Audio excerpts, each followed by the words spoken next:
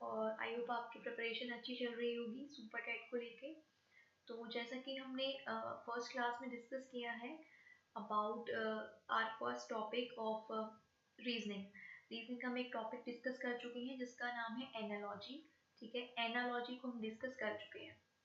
अब तक हमारी 2 वीडियोस आई हैं। पहली वीडियो में हमने रीजनिंग का जो हमारा सिलेबस है टॉपिक्स है हमको डिस्कस किया है, और उसके बाद हमारी फर्स्ट क्लास आ चुकी है जो कि एनालॉजी की है।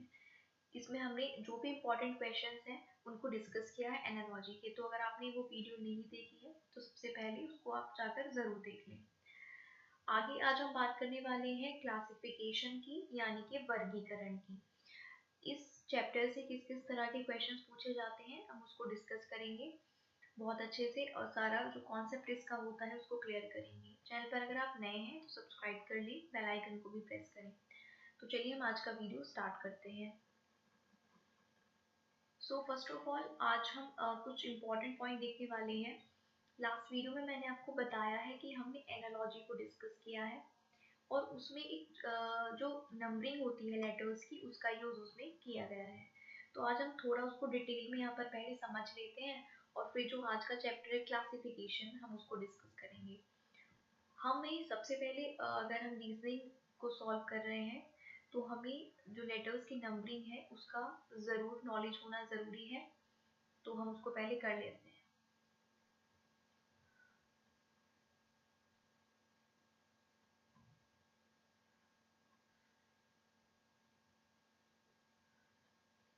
T U V W X Y Z।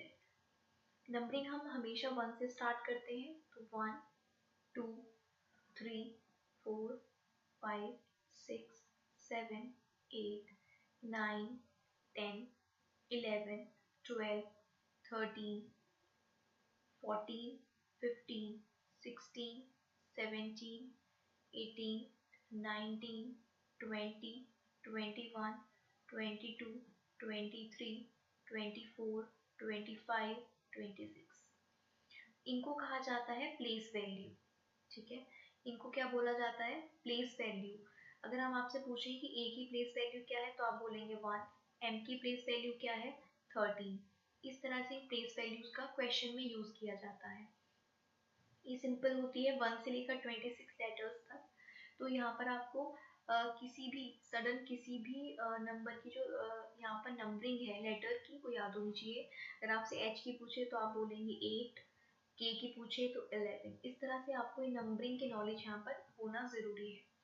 इसके बाद अगर हम बात करते हैं तो यहाँ पर हमने डिस्कस किया इसकी नंबरिंग के बारे में। ठीक है, तो ये नंबरिंग को आपको ध्यान से समझना है।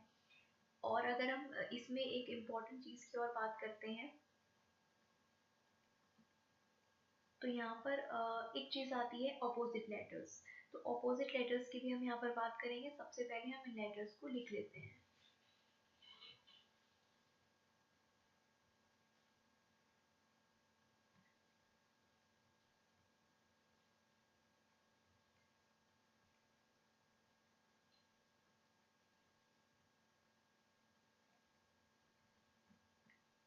ठीक है, तो हमने जैसे अभी बात की थी प्लेस वैल्यू की, अभी प्रीवियस स्लाइड में हमने बात की है प्लेस वैल्यू की, तो वो वैल्यूज हमें पता होनी चाहिए। इसके अलावा अपोजिट लेटर्स का भी यूज किया जाता है।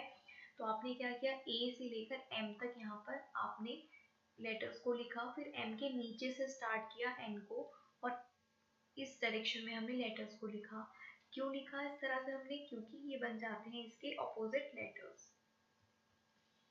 ये हमने इसे लिखा है क्योंकि ये क्या बन जाते हैं, अपोजिट लेटर्स बन जाते हैं। अगर आपसे पूछे कि ए का अपोजिट क्या है, जेड है, बी का अपोजिट वाई है, सी का अपोजिट एक्स है, डी का अपोजिट डब्ल्यू है, ई का अपोजिट वी है, एफ का अपोजिट यू है, जी का अपोजिट टी है, एच का अपोजिट एस है, आई का अपोजिट आर है, जे का अपोजिट क्यू है और के का अपोजिट पी है।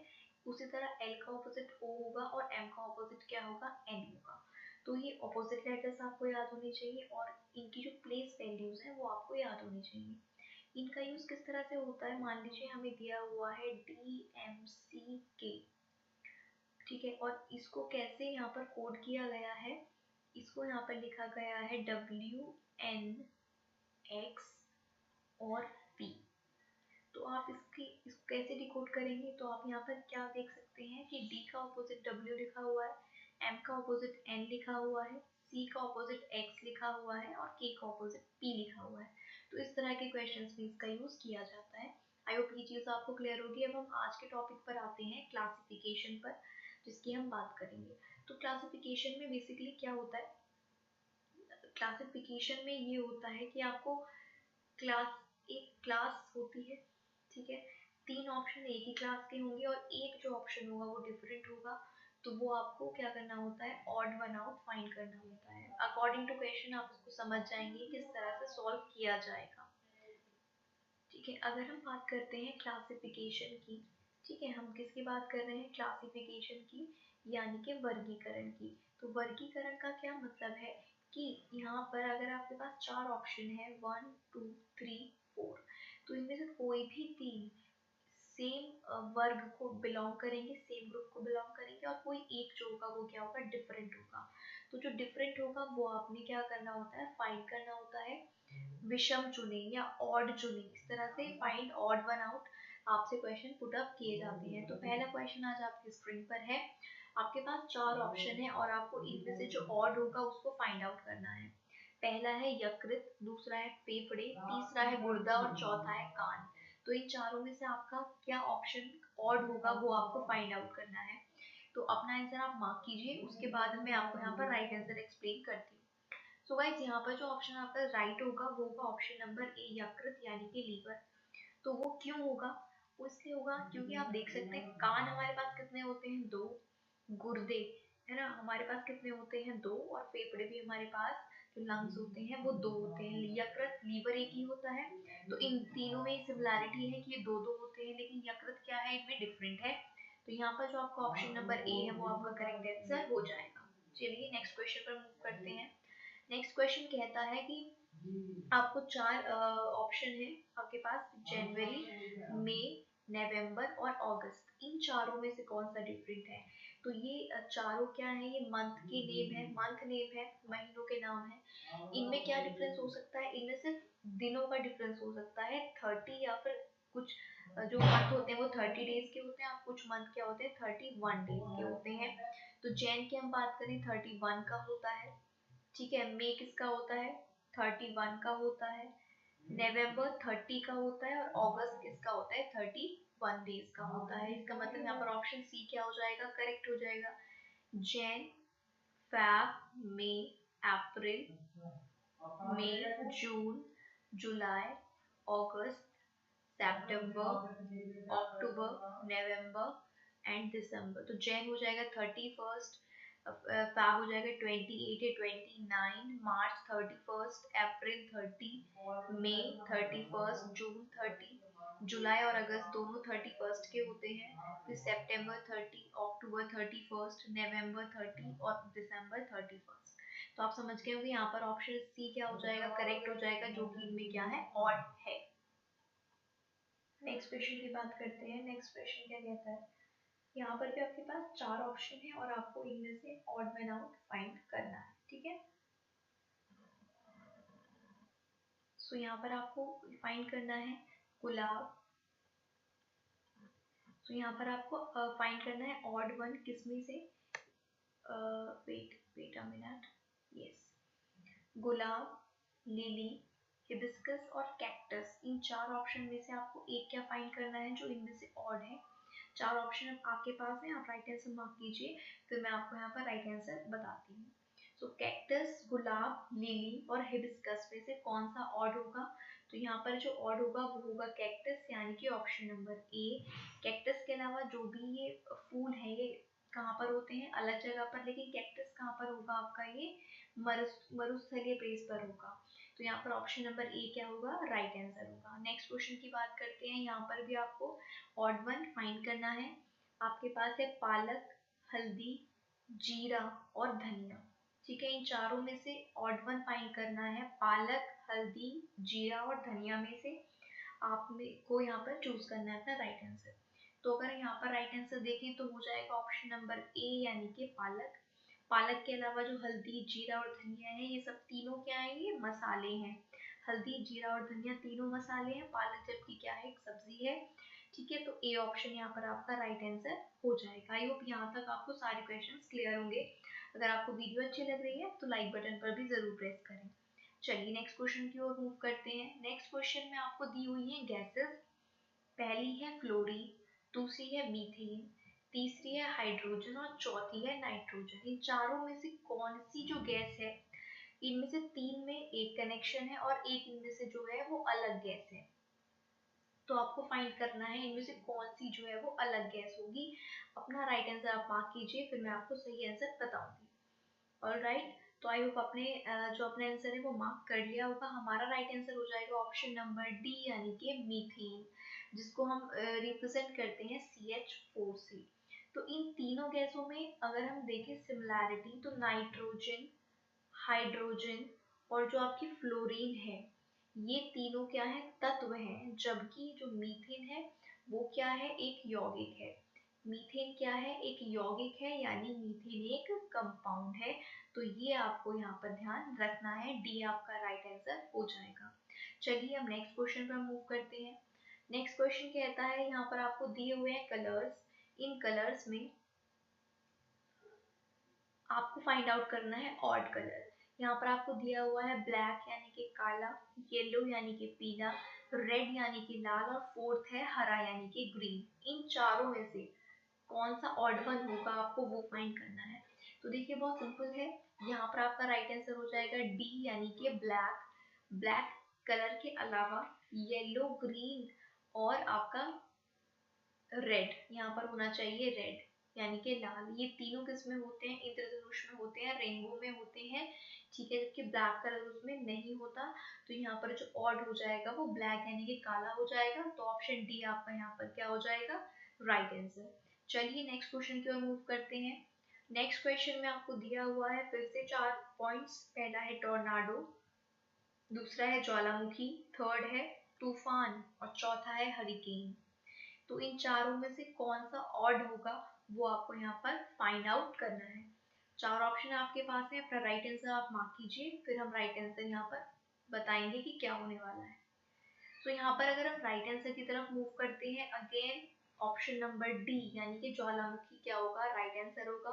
बिकॉज ज्वालामुखी एक अलग प्रोसेस होता है, जबकि टॉर्नाडो, हरिकेन और तूफान ये सब किससे उत्पन्न होते हैं, हवा से। ये टॉर्नाडो, हरिकेन और तूफान, इनको अलग अलग नामों से जाना जाता है अलग अलग जगह पर, अलग अलग देशों में। लेकिन ये तीनों जो है इनमें सिमिलैरिटी है कि ये हवा से उत्पन्न होते हैं, पैदा होते हैं, जबकि ज्वालामुखी एक अलग प्रोसेस होता है। तो यहाँ पर और जो हो जाएगा वो डी ऑप्शन हो जाएगा। आई होप ये क्वेश्चन भी आपको क्लियर होगा। चलिए नेक्स्ट क्वेश्चन की तरफ मूव करते हैं।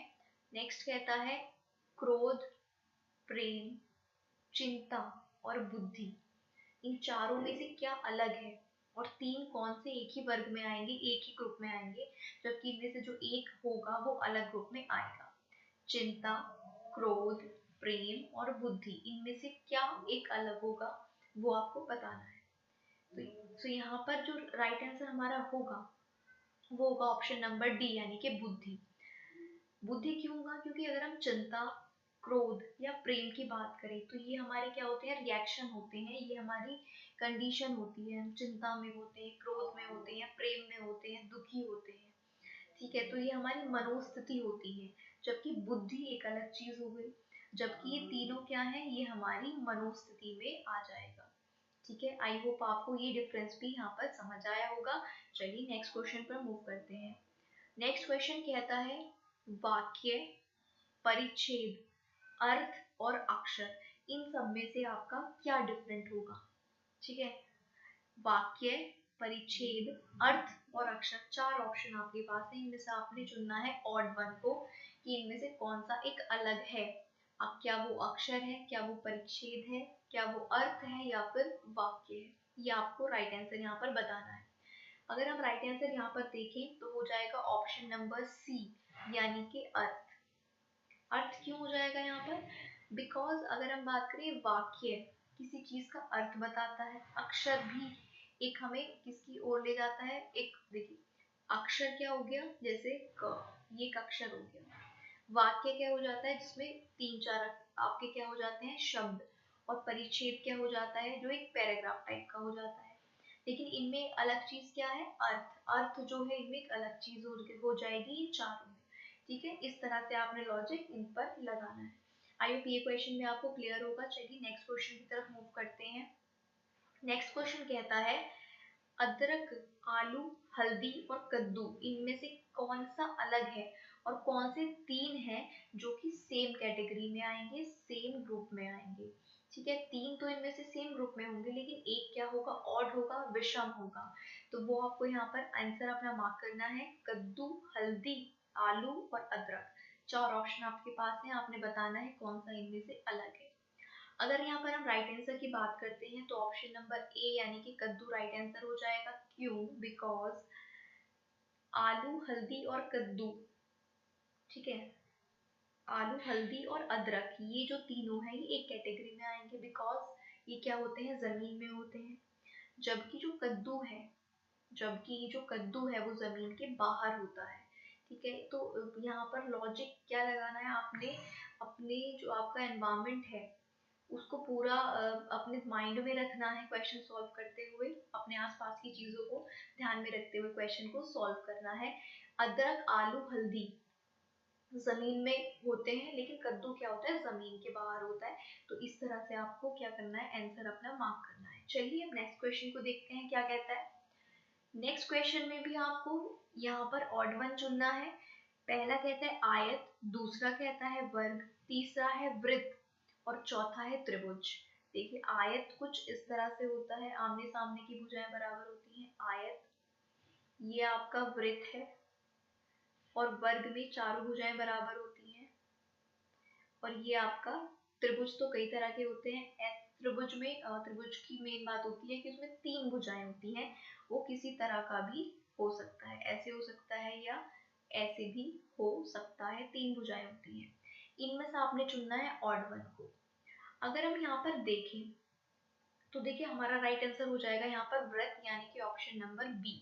हम यहाँ पर वृत्त क्यों होगा, आयत में भी एंगल बन रहा है, बिल्कुल, वर्ग में भी एंगल बन रहा है और त्रिभुज में भी एंगल बनता है। ठीक है, लेकिन जो वृत्त होता है उसमें कोई भी एंगल नहीं बनता है, इसलिए वृत्त जो हो जाएगा हमारा इनमें से ऑड हो जाएगा। I hope you got it कि यहाँ पर वृत्त हमारा आंसर क्यों होगा, बिकॉज वृत्त में कोई एंगल नहीं बन रहा, लेकिन उसके अलावा जो तीन ऑप्शन है उन तीनों में एंगल फॉर्म होता है, इसलिए वृत्त क्या हो जाएगा, हमारा राइट आंसर हो जाएगा। चलिए नेक्स्ट क्वेश्चन को देखते हैं। नेक्स्ट क्वेश्चन में कहता है निम्नलिखित में से विकल्पों में से विषम शब्द चुनिए। तो विषम का मतलब ये क्या होता है, ऑड ही होता है। तो कमीज, स्वेटर, जैकेट और पैंट, इन चारों में से कौन सा ऑड होगा वो आपको यहाँ पर चूज करना है अपना राइट आंसर।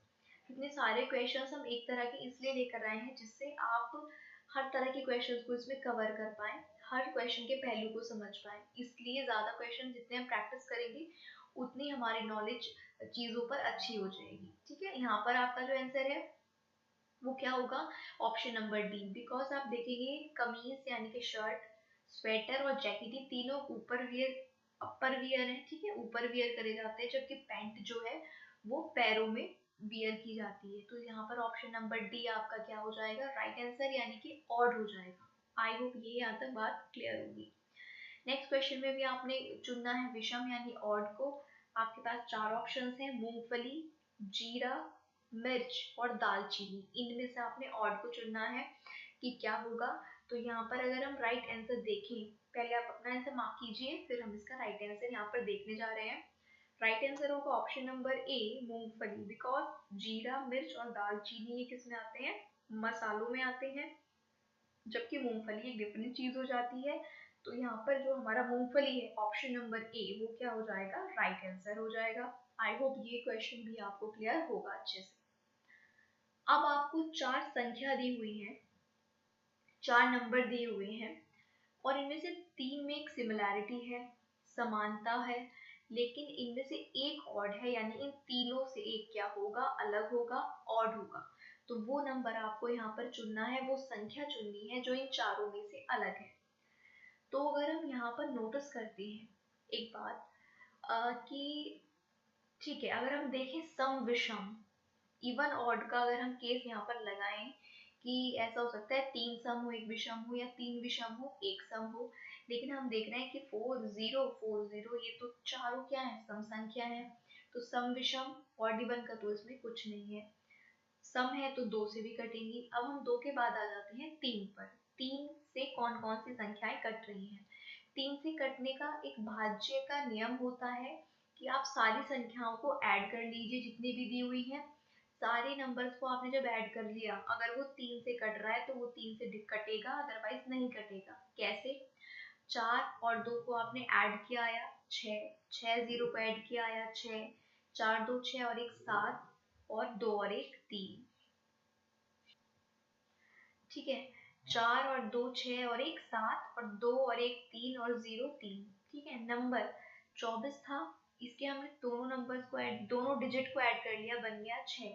60 था, 6 और 0 को ऐड कर दिया हमने, आ गया 6।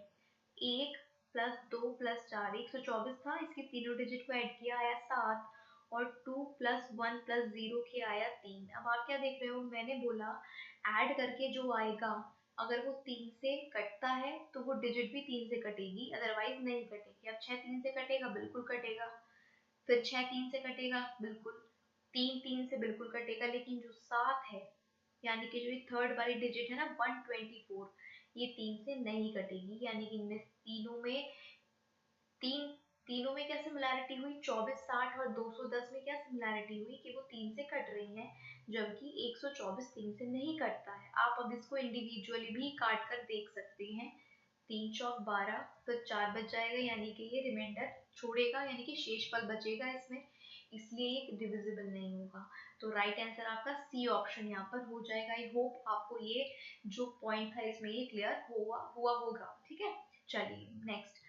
ठीक है, आज के क्वेश्चंस यही थे, क्लासिफिकेशन जिसमें हमने डिस्कस किया, यानी कि वर्गीकरण। वर्गीकरण का मतलब मैंने आपको बताया कि क्या होता है कि इसमें वर्ग बनते हैं, यानी कि कोई 3 चीजें एक वर्ग में होती हैं, जबकि जो एक चीज है वो डिफरेंट होती है, अलग होती है, ऑड होती है, जिसको हमें फाइंड करना होता है एज एन आंसर। जो डिफरेंट होता है वही हमारा क्या होता है, आंसर होता है। तो इसमें हमने क्लासिफिकेशन को इस तरह से डिस्कस किया। इससे पहले हम एनालॉजी को डिस्कस कर चुके हैं, सादृश्यता को, उसमें जो भी इंपॉर्टेंट क्वेश्चंस थे हमने उनकी सभी की प्रैक्टिस बहुत अच्छे से की है। अगर आपने प्रीवियस वीडियो नहीं देखी है तो चैनल पर जाकर जरूर देख लें। अगर आपको हमारी ये कोशिश अच्छी लगी है, वीडियो पसंद आई है, तो लाइक ज़रूर कर दें।